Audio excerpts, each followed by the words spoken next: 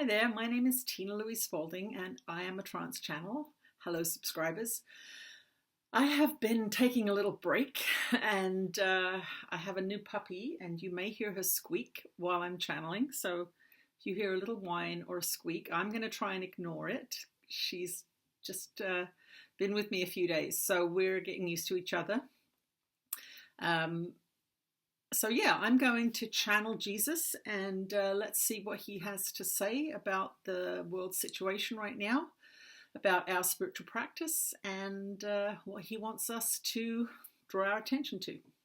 So for those of you who don't know me, I will take a couple of breaths and Jesus will come through and he'll give us his teachings for today. I'll see you at the end of the session.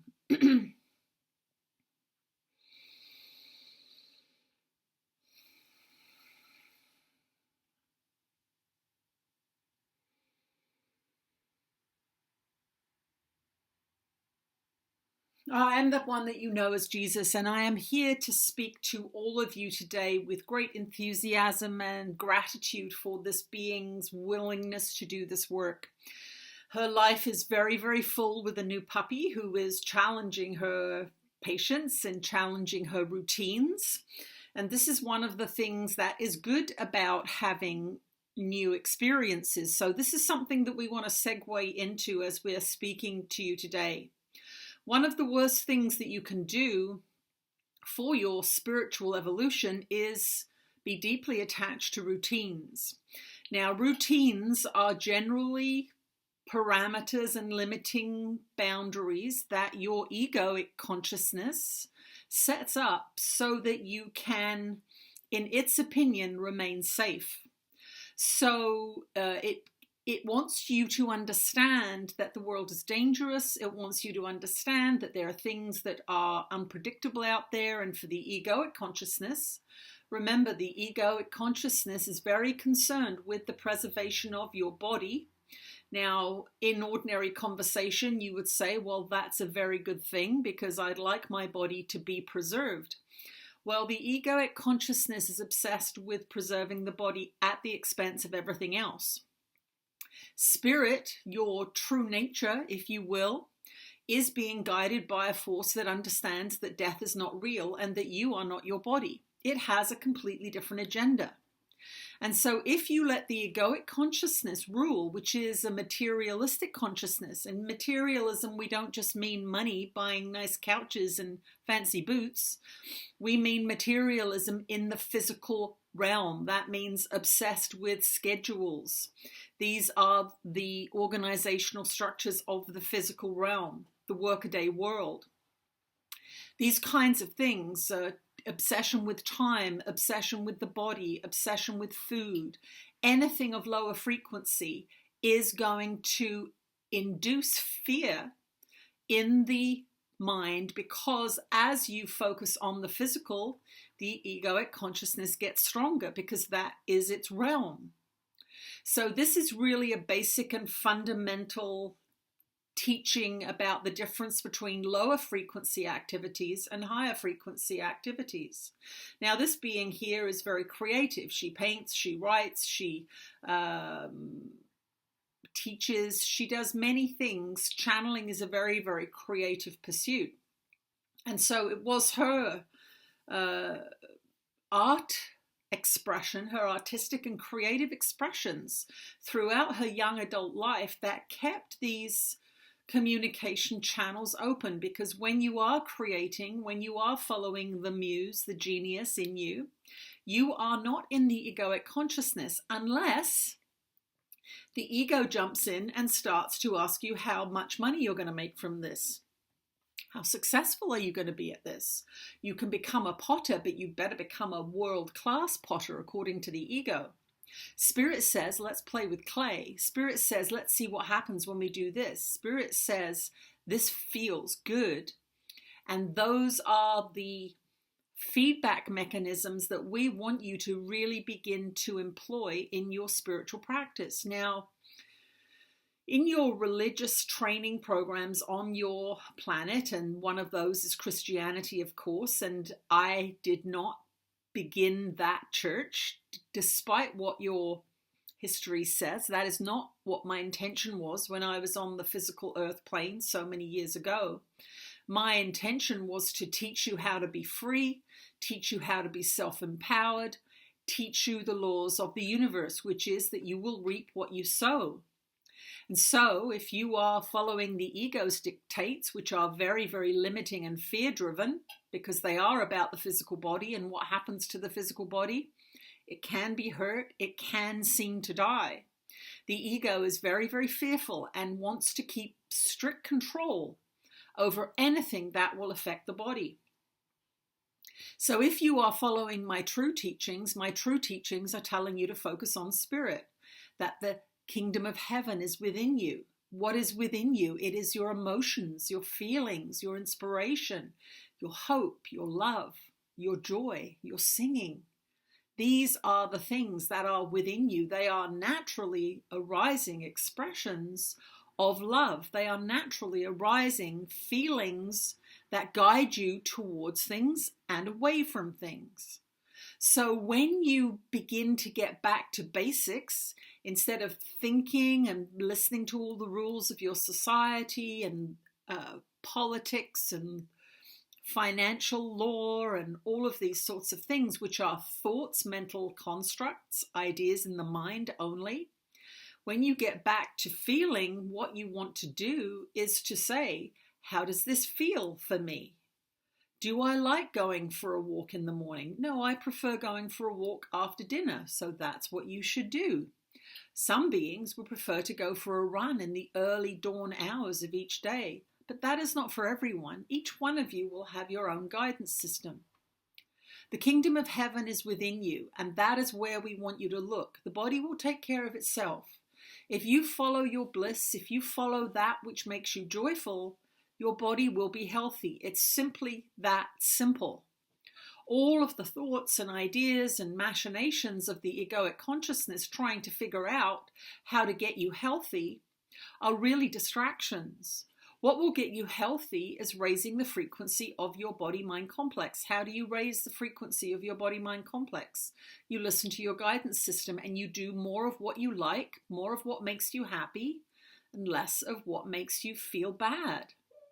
What makes you feel bad? Judgment makes you feel bad. Limiting beliefs ruling your thought processes make you feel bad. I shouldn't quit my job because I'll be poor. This is a limiting thought process, because there are many beings who leave their jobs and create beautiful, beautiful work environments and professions and self-expressions that support themselves very, very well.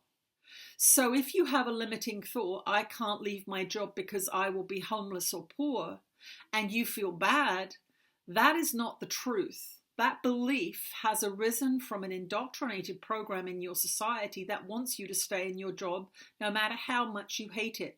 It wants you to stay there until you retire and are too sick to be of any use to it anymore. What we are encouraging you to do is follow the muse, follow the inspirations. If you want to paint your kitchen cupboards blue, do it. If you want to rip out pictures from a magazine and create a vision board, do it. If you want to go for an early morning run, do it. If you want to buy seeds for your garden in the spring, do it. These are all self-expressions. The kingdom of heaven is within. These are the kinds of ideas that your training programs in your schools and in your universities and in your religions tell you to ignore, that they are self-indulgent, that they are frivolous. No, they are not. They are truly the most creative part of your consciousness. So now this being here was guided to get a puppy because she has a tendency to work too much. She has a tendency to be a workaholic. Now, this has served us very well for a few years, and we have, through this being in concert with Ananda, produced much work. But now this being needs to balance her life a little bit more. And this little creature that has been invited into her environment is doing that. It says, play with me. It says, let's go outside in the snow. Now, we will tell you, this being would not go outside in the snow by herself. But this week she has had several early morning tromps through the snow, and guess what she found? She quite liked the cool morning air, the snow crunching under her feet, the little puppy running and playing and biting and really enjoying that environment, reminding her of what she used to be like as a little child. So some of you use pets to connect with your bliss, to connect with that true nature. Some of you use art in the traditional sense, painting or drawing or calligraphy or something like that. Others of you use singing. Others of you use acting. Others of you use cooking or gardening. Do not be so judgmental about what creativity is. Creativity is anything that arises from within you and brings you a feeling of joy and gives you the impetus to move forward towards creation. Creation of your life, creation of a healthy body, creation of art or music or cultural inheritances. But what do we mean by that? If you are inspired to become a lawyer and work with the reformation of your legal system, that is very creative. Whatever brings you happiness, whatever is instilled in you and brings you joy, that thing you return to time and time again, regardless of who you're married to, how old you are, where you live, what is that thing?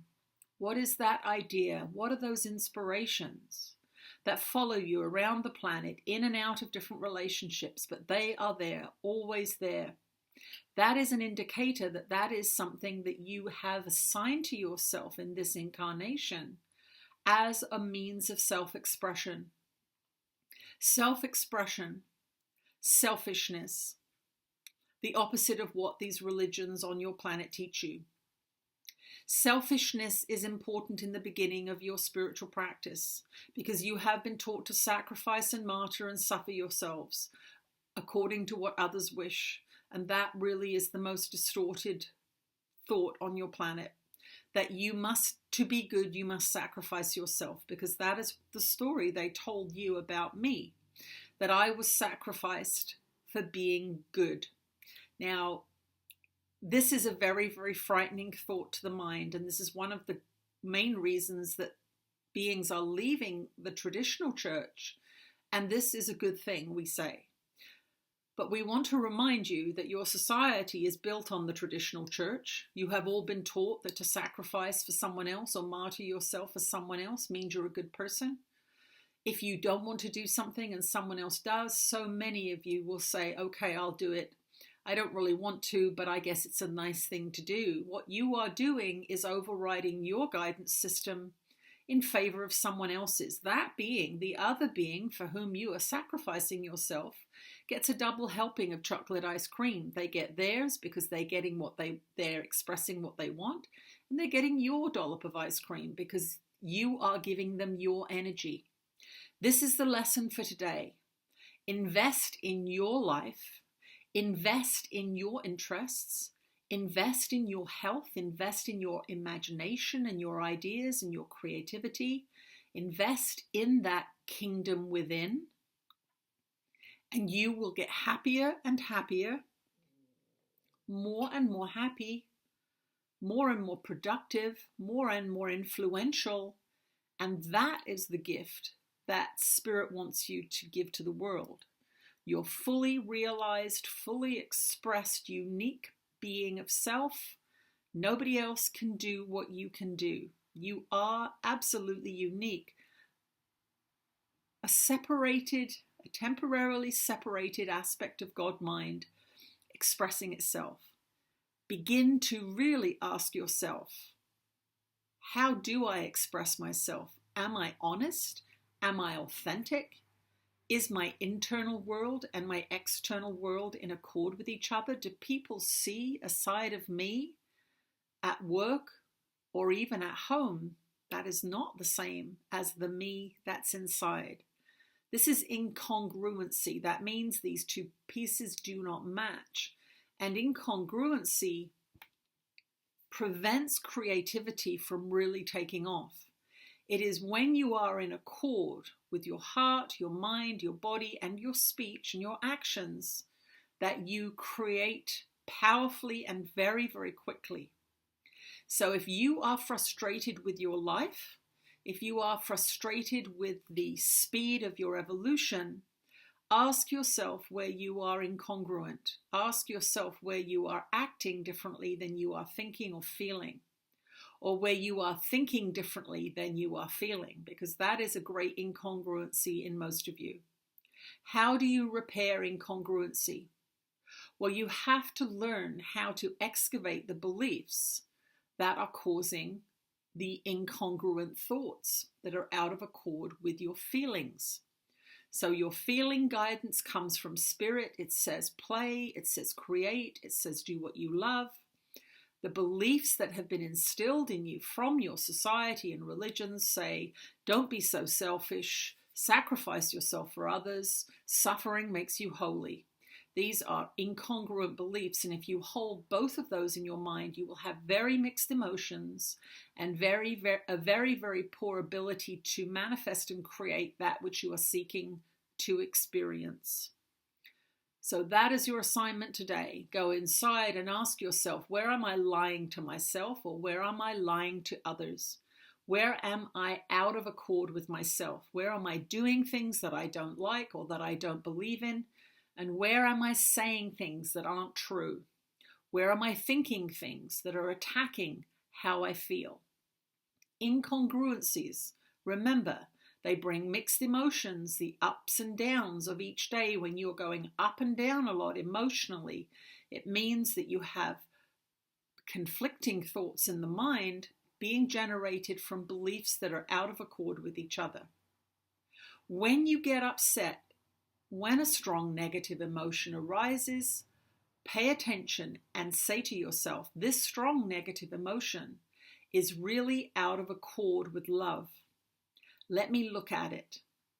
So when you have a strong negative emotion, don't get sucked in or deluded by the form or the person that has caused that negative emotion, but go inside and ask, which button of mine just got pushed? Because it is within you that feeling has arisen. It is not within the other person or within the experience that you are observing. It is within you.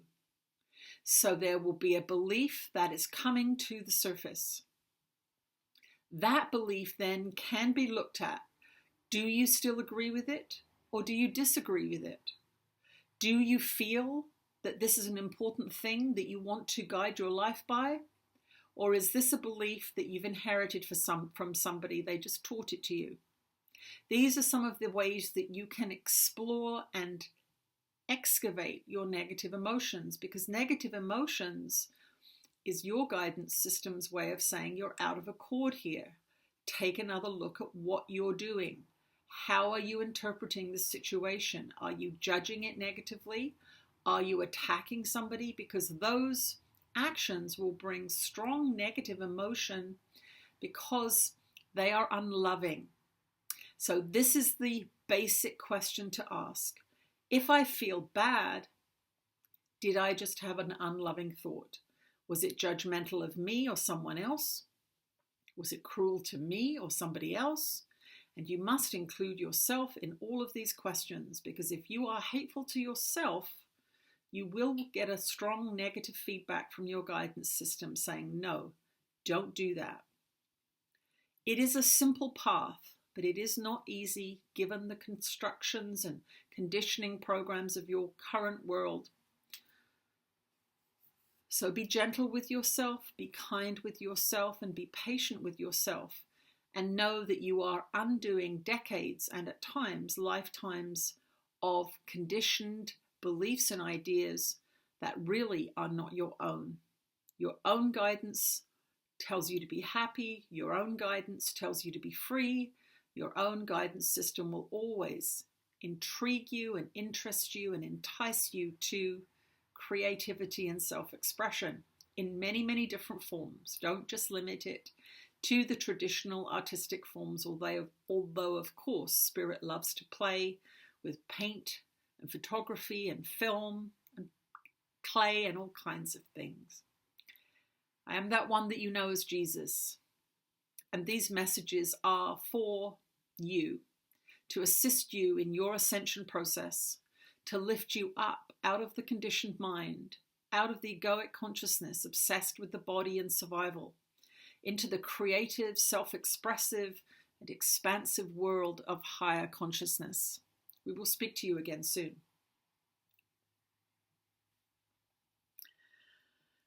All right.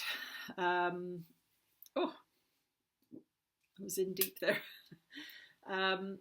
I do just want to mention there's a couple of videos below this one. I am doing a retreat on Salt Spring in August of this year. We're doing it at a beautiful retreat called Stole Lake Farm on Salt Spring Island, and you can email me at blissistheanswer@gmail.com.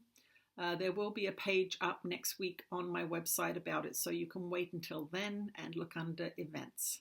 I'm also doing a retreat. We've only got a few spaces left, about 10 spaces left on Crete in May, May 7th to the 11th, and that's for our European followers. So if you're curious about either of those events, you can email me at blissistheanswer@gmail.com or check next week on the website, and there'll be some pages there with information. Thank you for joining me, and maybe I'll see you at a retreat. Okay, bye-bye.